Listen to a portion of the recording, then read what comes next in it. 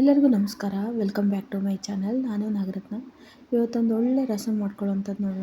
ಅದಕ್ಕೆ ಮೊದಲಿಗೆ ಒಂದು ಕುಕ್ಕರ್ ತೊಗೊಂಡು ಕುಕ್ಕರ್ ಒಳಗೆ ಒಂದು 7ರಿಂದ 8 ಟೊಮೊಟೊ ಹಾಕೋಬೋದು. ಯಾಕೆಂದರೆ ನಾನು ಚಿಕ್ಕ ಟೊಮೊಟೊ ಹಾಕೋದ್ರಿಂದ ಜಾಸ್ತಿ ಹಾಕಿದ್ದೀನಿ.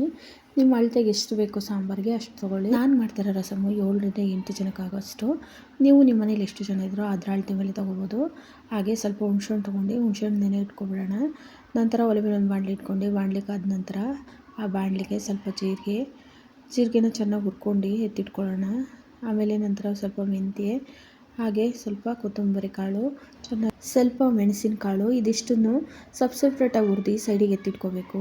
ಸೈಡಿಗೆ ಎತ್ತಿಟ್ಕೊಂಡ ನಂತರ ಅದನ್ನೆಲ್ಲ ಚೆನ್ನಾಗಿ ಪುಡಿ ಮಾಡ್ಕೋಬೇಕು. ನೈಸಾಗಿ ಪುಡಿ ಮಾಡಿ ಇಟ್ಕೊಂಡು ನಂತರ ಒಂದು ಕೈ ಮುಷ್ಟಿಯಷ್ಟು ಬೆಳ್ಳುಳ್ಳಿನ ಚೆನ್ನಾಗಿ ಅದನ್ನು ಜಜ್ಜಿ ನೀಟಾಗಿ ಎತ್ತಿಟ್ಕೋಬೇಕು. ಈ ರಸಮ್ಗೆ ಬೆಳ್ಳುಳ್ಳಿ ಹಾಗೂ ಜೀರಿಗೆನೇ ಒಳ್ಳೆ ಟೇಸ್ಟ್ ಕೊಡೋದು, ಹಾಗಾಗಿ ಸ್ವಲ್ಪ ಜಾಸ್ತಿನೇ ಹಾಕಬೇಕು. ಇಲ್ಲಿ ಟೊಮೊಟೊ ಎಲ್ಲ ಬೆಂದಿದೆ. ದಪ್ಪ ಟೊಮೊಟೊ ಆಗಿದ್ದರೆ ಸಿಪ್ಪೆ ತೆಗೆದು ಹಾಗೆ ಕಿವುಚ್ಬಿಡ್ಬೋದಾಯಿತು. ಇದು ಚಿಕ್ಕದಾಗಿರೋದ್ರಿಂದ ಸರಿ ಹೋಗಲ್ಲ ಅಂಥೇಳಿ ಅದನ್ನು ಒಂದು ಮಿಕ್ಸಿ ಜಾರಿಗೆ ತಗೋತಾ ಇದ್ದೀನಿ.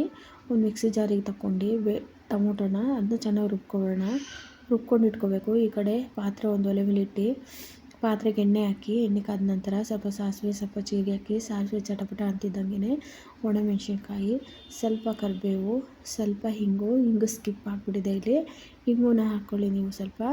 ಹಾಗೆ ಹೆಚ್ಚಿಟ್ಕೊಂಡಿರೋಂಥ ಸಣ್ಣದೊಂದು ಈರುಳ್ಳಿ ಹಾಕಿ ಅದನ್ನ ಚೆನ್ನಾಗಿ ಫ್ರೈ ಮಾಡಬೇಕು. ಫ್ರೈ ಆಗ್ತಿದ್ದಂಗೆ ಗಂಧ ಬಣ್ಣ ಬರ್ತಿದ್ದಂಗೆ ನಾವು ಏನು ಜಜ್ಜಿಟ್ಕೊಂಡಿದ್ದೀವಿ ಬೆಳ್ಳುಳ್ಳಿ, ಸ್ವಲ್ಪ ಜಜ್ಜಿಟ್ಕೊಂಡಿರೋಂಥ ಶುಂಠಿನೂ ಸೇರಿಸಿ ಚೆನ್ನಾಗಿ ಫ್ರೈ ಮಾಡ್ಕೋಬೇಕು.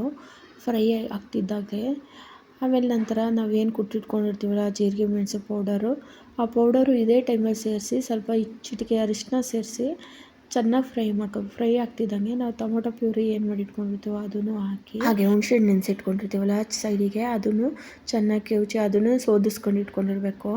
ಆ ಹುಣ್ಸೆಹಣ್ಣನ್ನು ಸೇರಿಸಿ ನಮ್ಮ ರುಚಿಗೆ ತಕ್ಕಷ್ಟು ಉಪ್ಪನ್ನು ಹಾಕಿ ಟೈಮಲ್ಲಿ ನಾವು ತೆಳುವಾಗಿ ನೀರು ಸೇರಿಸ್ಕೋಬೇಕು. ನೀರು ಸೇರಿಸ್ಕೊಂಡು ನಾನು ಆಗಲೇ ಡ್ರೈ ರೋಸ್ಟಿಗೆ ಹಾಕ್ಕೊಂಡಾಗಲೇ ನಾವು ಖಾರದ ಪುಡಿ ಹಾಕೋಬೇಕಾಯ್ತು, ಮಿಸ್ ಮಾಡಿಬಿಟ್ಟಿದೆ. ಹಂಗಾಗಿ ಈಗ ಸ್ವಲ್ಪ ಖಾರದ ಪುಡಿ ಹಾಕ್ತಾಯಿದ್ದೀನಿ. ಹಾಗೆ 2 ಕರಿಬೇವಿನ ಸೊಪ್ಪನ್ನ ಹಾಗೆ ಎಳೆ ಬಿಡಬೇಕು. ಭಾಳ ಚೆನ್ನಾಗಿರುತ್ತೆ ಕುದಿಯುವಾಗ. ಲಾಸ್ಟಿಗೆ ಕೊತ್ತಂಬರಿ ಸೊಪ್ಪು ಸೇರಿಸಿ ಮುಚ್ಚಳ ಮುಚ್ಚಿ ಒಂದು ಕುದಿ ಚೆನ್ನಾಗಿ ಕುದಿಸ್ಬೇಕು. ಆಗ ರಸಮ್ ಘಮ ಸೂಪರಾಗಿರುತ್ತೆ.